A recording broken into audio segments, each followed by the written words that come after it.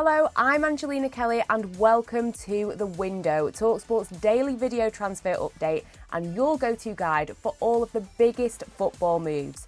Coming up, we will be chatting all things Spurs as they look for a new manager, if Arsenal really could lose their transfer target, the latest on Manchester United, plus so much more. And joining me today is sports broadcaster and a man in the know with all things transfer related, Ben Jacobs. Ben, thank you so much for speaking to us.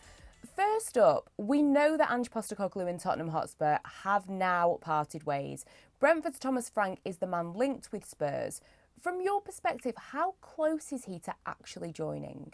Yeah, it's not just close, it's done verbally. Thomas Frank has agreed to join Tottenham and replace Ange Postecoglou, and now they're working on finalising the deal, which really involves two things at this point. The first, backroom staff, and the second, triggering a clause which is believed to be around the £10 million mark.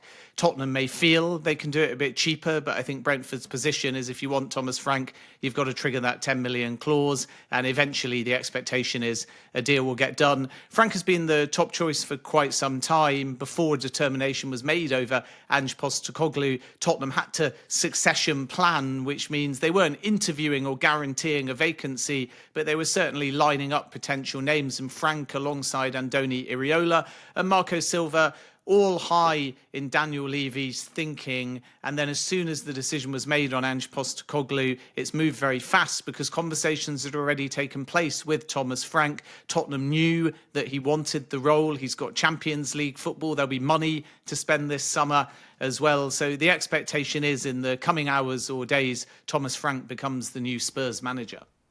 Now, he got the best out of a player like Bryan Mbuemo at Brentford. What are the chances of him convincing his new bosses to try and hijack the Manchester United attempt to sign him?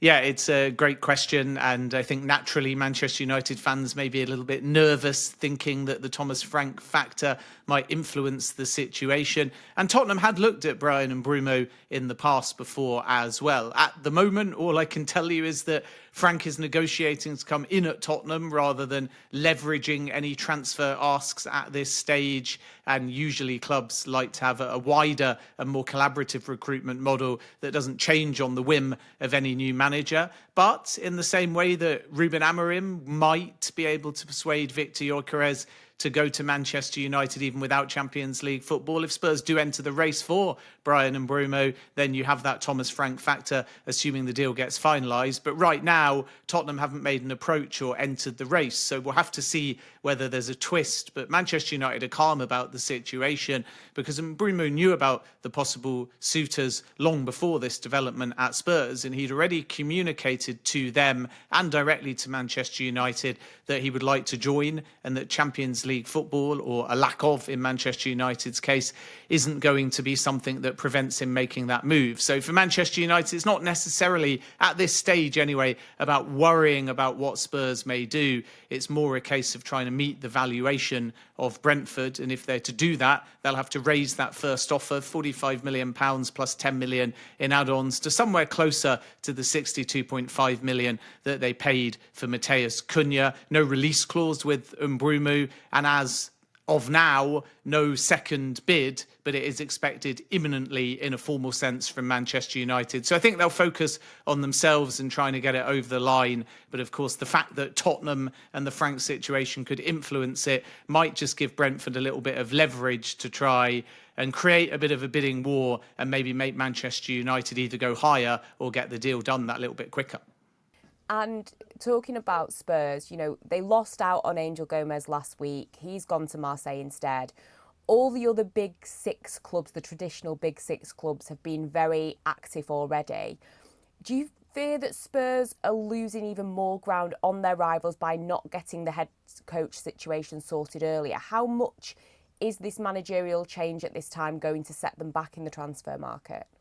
Well, I think Tottenham's position would be that they've resolved the managerial situation quite quickly. There was a week or so of limbo, wasn't there, regarding communication to Ange Postecoglou.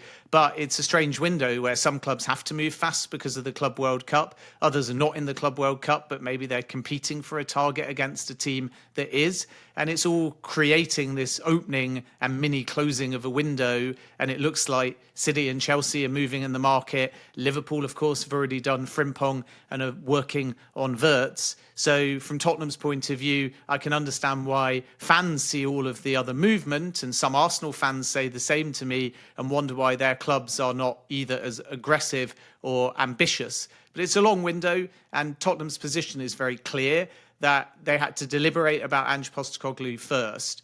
There was no urgency to do it in the hours or the days after winning the Europa League final against Manchester United. And as importantly, they secured Champions League football, which is more important than what they do in the next few days or what they have done in the past few days. And now the Frank situation is likely to be resolved fast.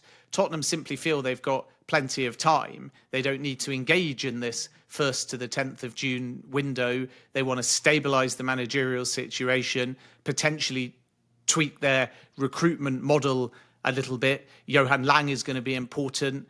Paratici is still in talks to potentially return permanently and is still a key consultant at the club. And then when everything settles, that's going to be the most important thing for Tottenham, that they do have this Champions League money to spend. So I don't think they'll be too concerned that others are getting deals quicker. More important is the fact they've now got a healthy summer budget to spend and can attract a higher calibre of players, because even though they finished so low in the Premier League, they now have Champions League football next season. So I expect Tottenham to be busy, but I don't think it concerns them about getting deals done between the 1st and the 10th of June.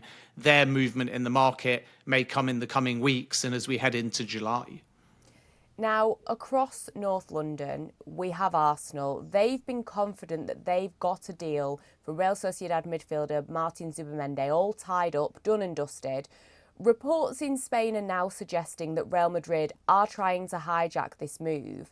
How likely is that to happen? Because I think a lot of Arsenal fans are maybe a little bit concerned, because you look at the Liverpool situation last summer, kind of went back on his word with that, the relationship with somebody like Xabi Alonso. Should Arsenal fans be concerned?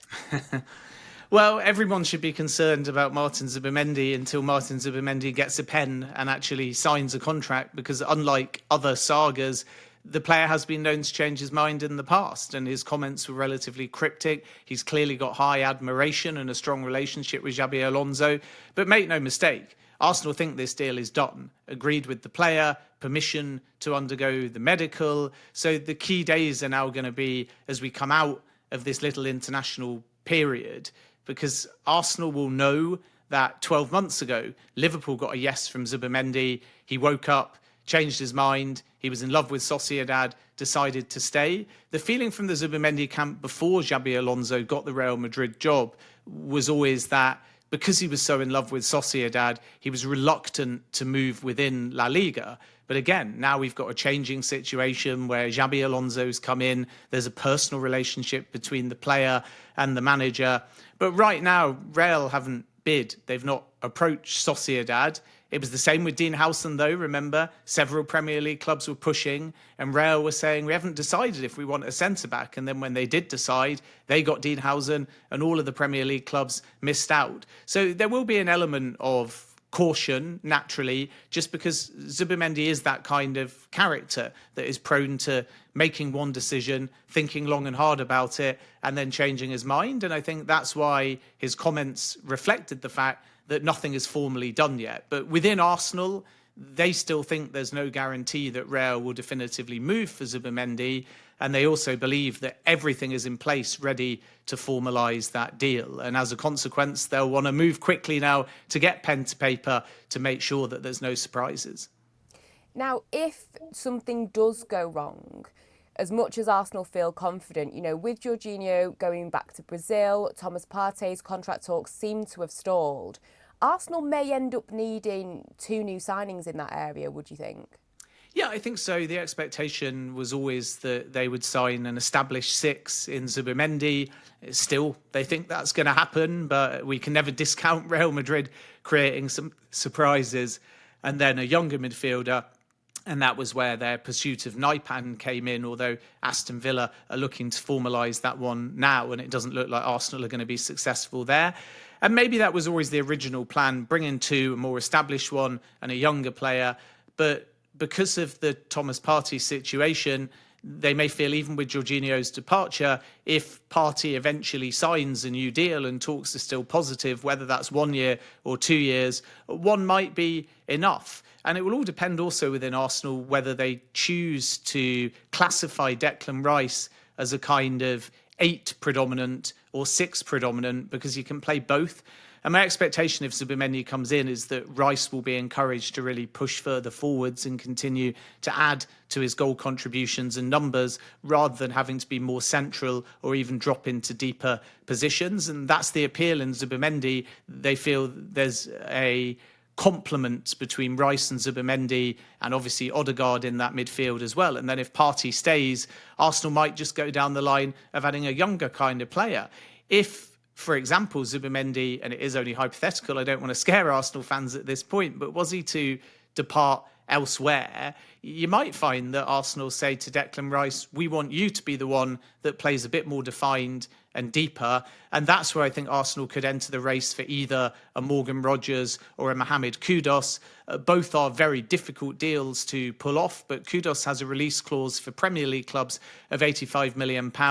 Morgan Rogers, Villa say, is not for sale. Chelsea and Arsenal think that position is genuine at the moment, but the closer we get to that so-called PSR deadline, the more we'll start to understand whether Villa do have to lose one of their big assets. And then there could be clubs like Arsenal who are opportunistic to the Rogers situation. But for now, Arsenal are more focused on the striker situation and hoping that everything goes smoothly with Zubimendi, because everything is ready to formalise that deal.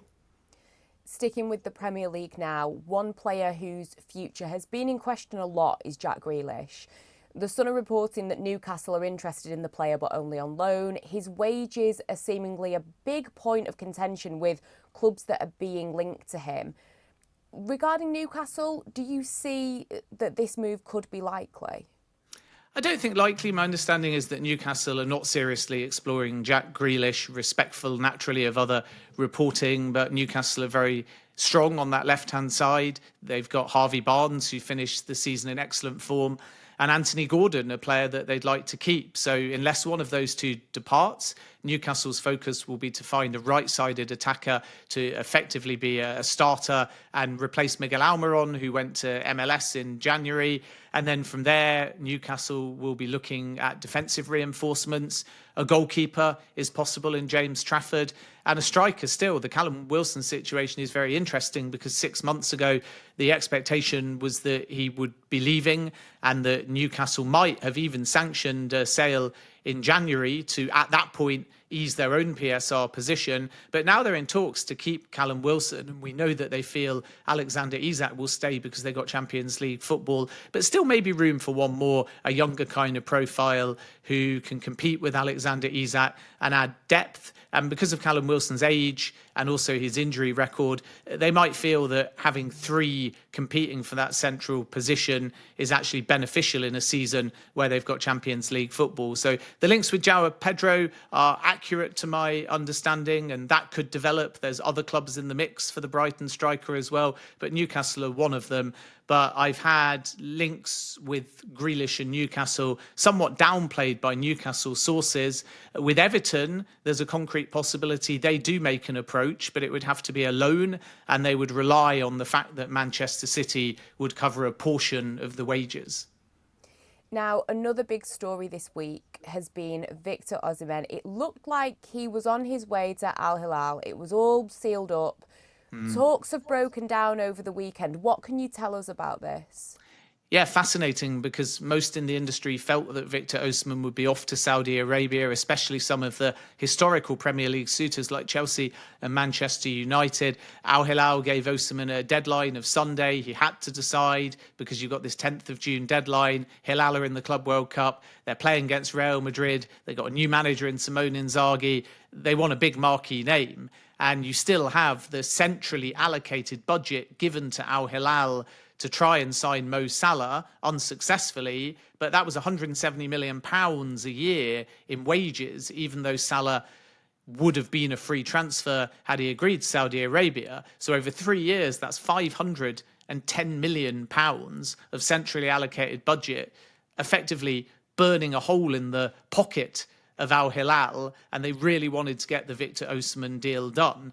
Osimhen had shown some positive signs over the course of the last week and had actually agreed to join Al Ahly 12 months ago, but eventually they went for Ivan Toney. So Saudi were confident, but in the end, despite an offer of €40 million net salary to Osimhen, he took 24 extra hours to decide and rejected it. And Saudi are not going to come back with an improved offer. Even if the Club World Cup passes and Osimhen is still an open race, Saudi have given up on Osimhen because they've tried twice now, once last year through Al Ahly and then again with Al Hilal in time for the Club World Cup. And there's real disappointment because the striker was a big priority for Al Hilal and they wanted to unveil that new signing against Real Madrid in the opening game of the Club World Cup. So now that Osimhen's situation is open, Galatasaray, where he was on loan, have made a very competitive offer in excess of €20 million a year. And I think Osimhen's been able to leverage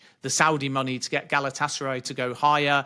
Juventus are still interested. PSG are looking for a new striker. They agreed terms with Osimhen 12 months ago and might return. They like the idea at PSG of reuniting Osimhen with Khvicha Kvaratskhelia because their partnership at Napoli was so productive.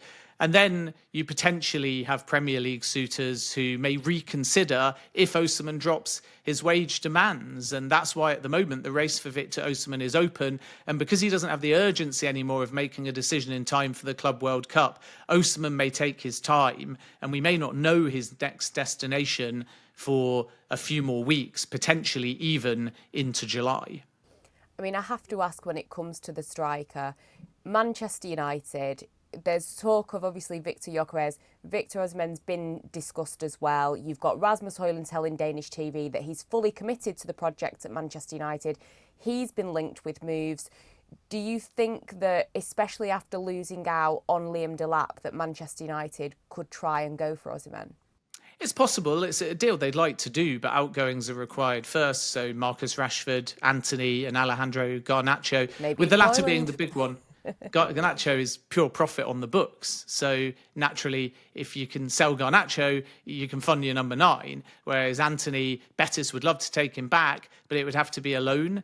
And Manchester United are unlikely to sanction that. So suddenly other suitors are looking at Antony like Leverkusen and thinking there might be a window of opportunity here. And with Marcus Rashford, the asking price is 40 million.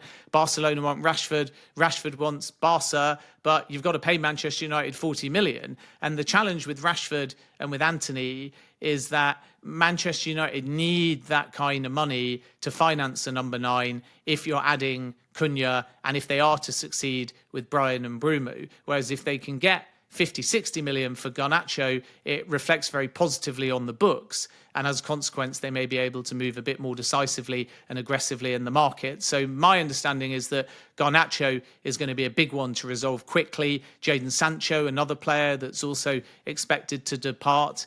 And that can help Manchester United, especially in alleviating a significant wage on their books. And then from there, they may be able to approach Sporting for Victor Gyokeres. And that hasn't happened yet. So the situation with Gyokeres is the player's open to Manchester United. Of course, he has Arsenal as an option. There is some Saudi interest. PSG have Gyokeres along with Osimhen on their radar. And Gyokeres is not, to my understanding, saying it has to be Champions League football or nothing. Ruben Amorim is in contact with him, but Manchester United have to delay because that's a 70 million euros deal with high agent fees and high wages. So the focus for now is on Brian and Mbuemo. But then if they get that one over the line, or if they get into July and into the next financial year, and in the space of the next 2-3 weeks, they can bring in some important fees, then should Gyokeres still be available in the market, Manchester United may be in a position to move. And I'm still told at this stage that Victor Gyokeres is more likely for Manchester United than Victor Osimhen. And finally, you mentioned Jadon Sancho there. There was a report of him being linked to the Saudi Pro League, to Al Hilal. Is there any truth to this? Do you think that he could make the move over there? I think Sancho and also Garnacho both have Saudi suitors. A lot of the clubs are really looking at the Luis Diaz situation first, over on that left-hand side. And from Al Nassr's point of view, Diaz is their top target. Barcelona have already made an approach to Liverpool and they've said not for sale. And only an astronomical offer is going to change Liverpool's mind, in excess of 85 million euros. But even then, it's unclear whether Luis Diaz wants to go to Saudi Arabia. But keep an eye on that situation, because if Nassr don't get Luis Diaz, they're going to be looking for a winger. And that's where either Alejandro Garnacho or Jadon Sancho might develop. I'm told both those players heading into a World Cup year have got reservations about going to Saudi Arabia. Al Qadsiya and Al Ali, even though they signed Galeno in January, are also looking for a winger over on that left side. But right now, I think Garnacho and Napoli, and possibly Chelsea if the Jamie Gittins deal doesn't come off in the next few days, those are the two European clubs that are worth watching. Jadon Sancho is a little bit more of an open situation because suitors are trying to understand what's possible regarding the player and his wage. Will he drop the number? And they're aware that Chelsea made a competitive offer, but still less than he was on at Manchester United. And Chelsea couldn't agree terms with Sancho. So they walked away, paid the 5 million penalty fee, returned him to Manchester United. If Chelsea can't agree a number, then, for example, Dortmund return becomes very difficult, even though it's a widely linked possibility, because they're not going to invest in that kind of money in Sancho either. So it wouldn't surprise me if the Sancho situation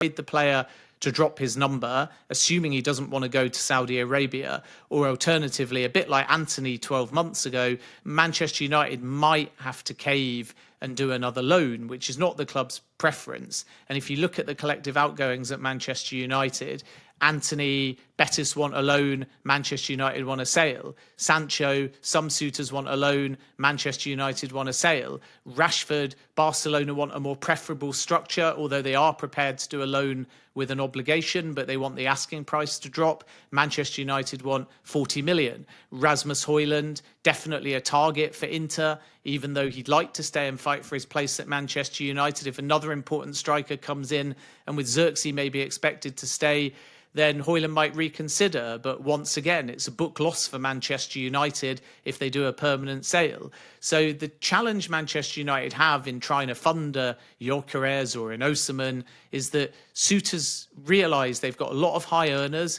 and they've got a lot of urgency in order to get them out of the club. And they're trying with structures to capitalise on the fact that solutions need to be found fast, when really Manchester United want to stand their ground and bring in instant and important fees, because that will help their PSR position, and it may allow them to add Cunha as they've done, and Mbuemo if they're successful, and still an expensive and an important number 9. But they can't do that if all of the outgoings I reference are deals that more suit the buyer, don't have any permanence, have loan type structures. So coming back to what I said before, this is where the Garnacho situation is going to be important, because it's clear where Rashford wants to go, but it's not clear if Barcelona can pay 40 million. Betis are not going to bid permanently at the kind of valuation that will get them Antony on a permanent deal.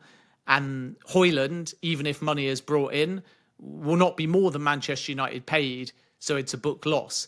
Garnacho, on the other hand, at 50, 60 million is a very positive pure profit on the books. And that just might unlock the July period for Manchester United and allow them to back Ruben Amorim. So keep an eye on Napoli in particular. And as I said before, if Gittins doesn't come off for Chelsea, Garnacho is another possibility for them. So there you have it, Ben. Thank you for joining me. Don't forget to like and subscribe to the talkSPORT YouTube channel and let us know your thoughts on all of that transfer news.